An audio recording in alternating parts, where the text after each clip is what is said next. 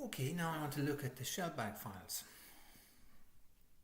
These are very handy because they can show you which folders a user visited. And now there's a bit of a problem though, you can't access them using that trick with the by monitoring the virtual machine's disk, because Windows doesn't write the registry out to disk very often. So most times the registry is going to be it's always in memory while Windows is working, and it gets written out occasionally. Okay, so there's no point, in other words, in having the virtual machine there and trying it. What you have to do is do something and then shut down the machine, and then when the registry has been written you can access it. So I have a program called, actually what I'll first do is mount, so at the moment I have the disk image mounted. Actually I'll unmount that. And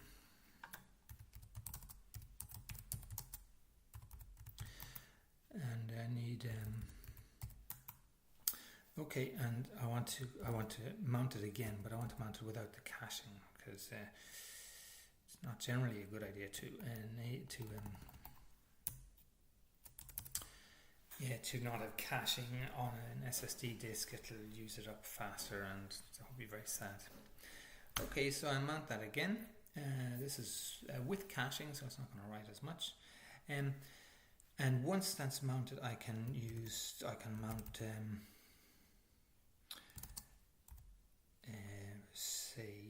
so I can mount that onto the NTFS directory. So that's my standard mount. It's got the offset, it's got the image, and it's telling it where to mount it, which is NTFS. So within NTFS, I just want to find a file called, so I want to find within NTFS, and I name it something called user class, I think. Okay, so it's going to be something like that, and I think it ends in, well actually I'm not even sure what it ends in.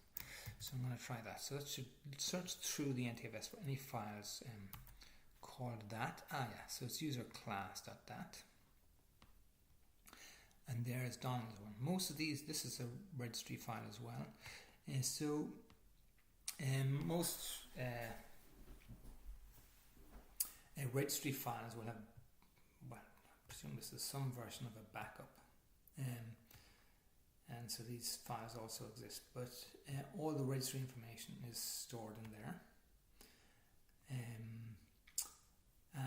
So that's, when I'm there I might as well just look for ntuser.dat. Oh yeah, you see lots of ntusers.dat files. I'll get rid of, if I just type ntuser.dat, it won't match all the log files, so there should be few of them.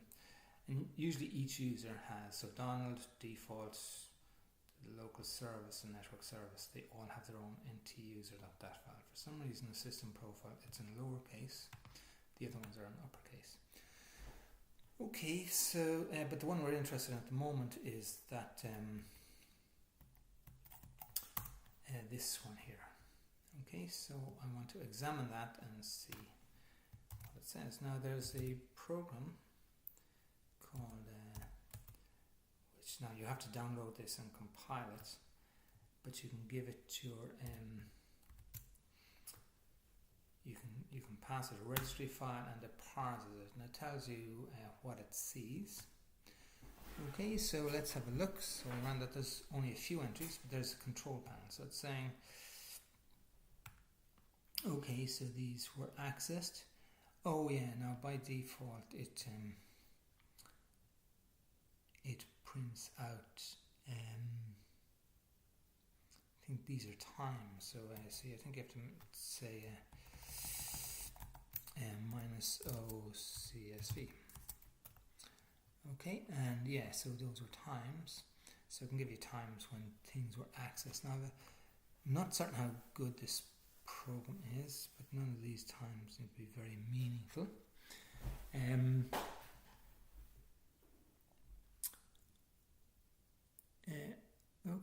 so what I want to do first is to start up VMware and modify a directory, and hopefully we'll see that it will be changed in this. So let's start up VMware. Okay, and now these shellbags, so they can be quite useful. Let's see, power this on. They can be especially useful for things like USB keys, because they can say when a particular USB key was accessed. So I have to go through this again, and I know where I think it's up here will be where the close button is. Oh, wrong. Okay. Now I want to. So there's a USB key here. Now a lot of people, when they're accessing folders, so I'm going to start up that. Okay, let's say I change so generally shellbags won't be written unless you move the window or change its size, and Windows likes to remember this, okay? Or you change the folder. So once you change the settings for a folder, and then later you shut it down. So let's shut this down. So that was the E drive. So that should appear in the shellbags output. Okay, so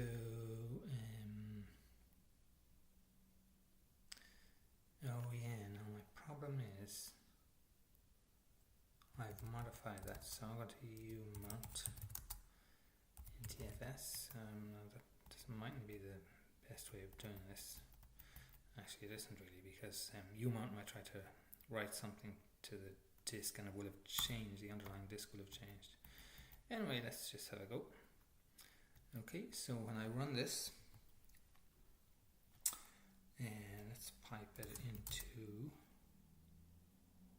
ls -s so I can see it a bit more clearly. So, okay, so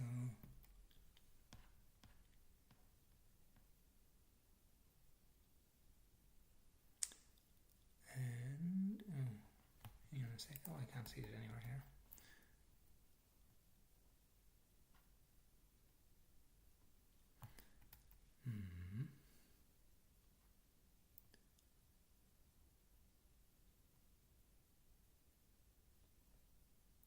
Oh, sorry, there it is. Okay, E colon. Right, so the E drive has been accessed. Now when you see that, so it's my computer / E colon, you know that somebody has visited that and they've changed the settings of the folder somehow. And you can move across. Now, do I get the times anywhere? Yeah, no, the times are not coming out properly.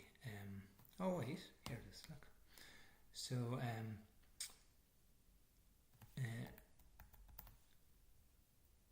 it's still kind of wrong though. I don't know why that is.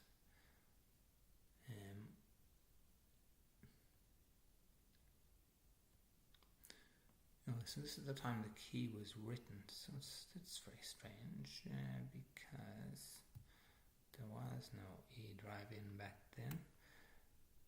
This one is oh, sorry, it's the first or the third. Ah, yeah, that is right. Yeah, okay. Excellent.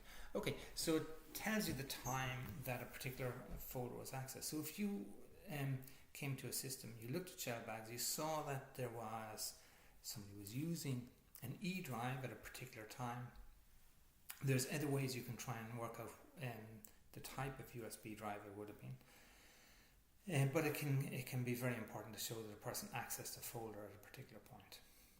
Okay, so you just have to learn to read it. So that's the shellbags. There are a number of free Windows programs to view the shellbags as well.